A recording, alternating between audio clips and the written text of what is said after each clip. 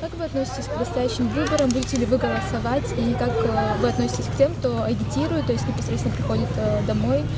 Голосовать я, скорее всего, буду.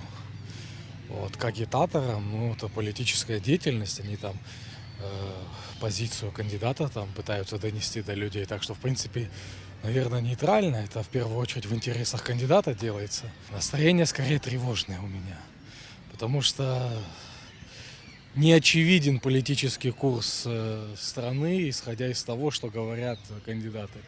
Поэтому, исходя из своих симпатий, там, конечно, делаешь свой выбор. Но что из этого будет, до конца не знает, наверное, никто. Ну, голосовать буду однозначно, в принципе. А насчет выборов, ну, что сказать, у каждого свое настроение, свое понимание. К агитирующим отношусь, в принципе, нормально. Я сам являюсь одним из них. Если это что-то не перебор в общем ситуации, если не надоедать людям, вполне адекватно. Если, конечно, это доходит до чего-то прям крайне тяжелого, то тут надо полегче, немного понимать настроение людей.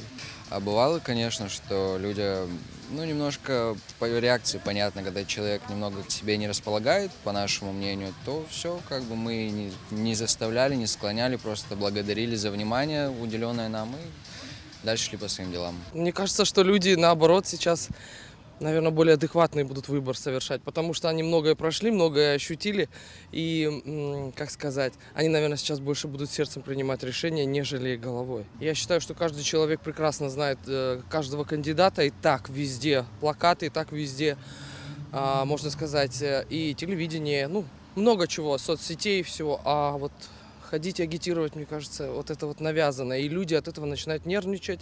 А для чего это нужно? Должен сохраняться позитивный настрой.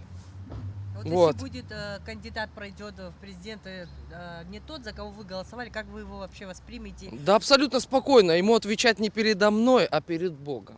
Конечно, буду голосовать. Это определяется судьба нашего государства. Болею душой за родину. Как не голосовать?